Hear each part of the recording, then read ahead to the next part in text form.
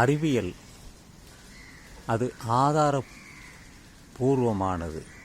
அறிவியல் நாம் எல்லாவற்றையுமே அறிவியல் மூலம்தான் பார்க்க வேண்டும். புராணங்களையோ கதைகளையோ காப்பியங்களையோ இதிகாசங்களையோ அது அறிவார்ந்த செயல் அல்ல, முற்றிலுமே அறிவியலுக்கு புறம்பானது.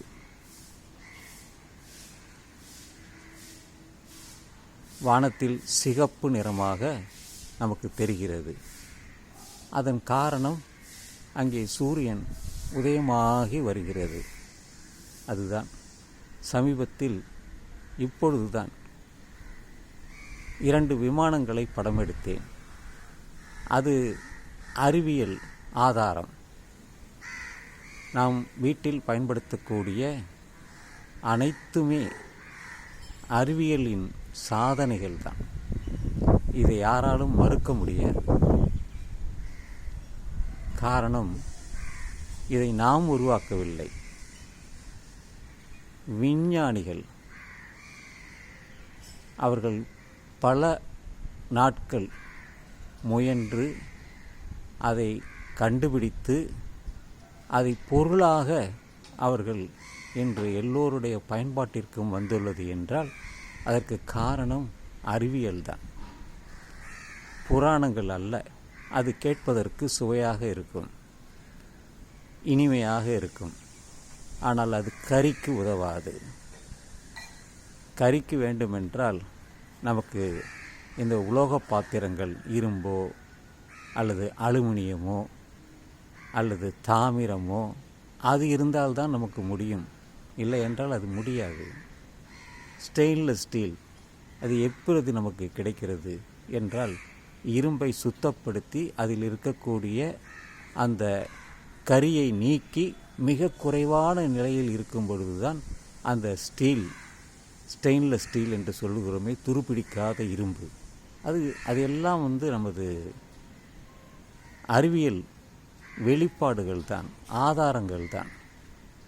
எல்லோரும் அவர்கள் புராணங்களையே வைத்துக்கொண்டு இதுதான் உண்மை என்று இந்தியாவில் மட்டுமல்ல உலகெங்கிலும் சொல்லி வருகின்றார்கள். அதற்கு மூல காரணமாக இருப்பது சமயங்கள் தான். நான் எப்பொழுதுமே குறிப்பிடுவது உண்டு, ஒரு 2500 அல்லது 3000 வருடங்களுக்கு முன்பு மனிதர்கள் வாழ்ந்தார்கள். பல லட்சம் வருடங்களாக அவர்கள் வாழ்ந்தார்கள். ஆனால் இது போன்ற எந்த விதமான மூட நம்பிக்கைகள் இல்லை. அவர்களுடைய வாழ்க்கையே உணவை தேடிதான் இருந்தது, இருப்பிடம் தேடி இருந்தது, பாதுகாப்பு தேடி இருந்தது, வேறு எதுவும் அல்ல. அவர்கள் பிற்காலத்தில் தான் படிப்படியாக அவர்கள் தன்னுடைய மூளையை பயன்படுத்தி, பகுத்தறிவை பயன்படுத்தி அவர்கள் விஞ்ஞானிகள் என்று சொல்லும் அளவிற்கு பானைகளை செய்தார்கள், மரக்கலங்களை செய்தார்கள், அதில் தன் பெயரையும் எழுதினான். இதெல்லாம் அறிவியல் ஆதாரம்.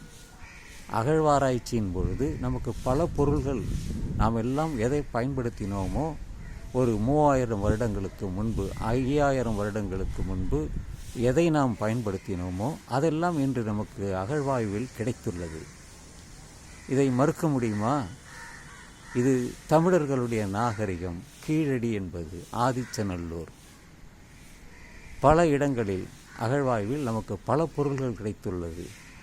அதை எல்லா பொருள்களையும் சேமித்து அது மதுரையில் வைத்துள்ளார்கள். என்று போனாலும் போய் பார்க்கலாம். ஏனென்றால் அந்த நாகரிகம் கீழடி அங்கே தான் இருக்கிறது. மதுரையிலிருந்து தூத்துக்குடி போகும் வழியில் தான் இருக்கிறது. எனவே நண்பர்களே, அறிவியல் என்பது ஒரு ஆதாரபூர்வமானது. ஆனால் கதைகள் என்பது காதில் கேட்பதற்கு இனிமையாக இருக்கும். அதில் எந்த விதமான ஆதாரமும் இல்லை. அதை வெளிப்படுத்துவதற்குத்தான், ஒரு விழிப்புணர்வு கொண்டு வருவதற்குத்தான் என்னை போன்ற பலர் முயற்சி செய்கின்றனர். கோவிலுக்கு சென்று அங்கே அறியாமையை பரப்புகிறார்கள். அப்படித்தான் அறிவியலுக்கு புறம்பாக இருக்கிறது, பகுத்தறிவுக்கு புறம்பாக இருக்கிறது. அதையெல்லாம் வெளிக்கொண்டு வர வேண்டும் என்பதுதான் என்னுடைய நோக்கமே. அதனால்தான் அதை எடுத்துக்கொண்டு நான் இந்த பதிவையே செய்கிறேன். என்னுடைய காணொளியை பார்க்கும் எல்லா நட்புகளுக்கும் என் மனமார்ந்த நன்றியை தெரிவித்துக் கொண்டு இந்த காலை பதிவை நான் நிறைவு செய்கிறேன். இந்த நாள் இனிய நாளாக அமைய உங்கள் எல்லோருக்கும் நல்வாழ்த்துக்கள்.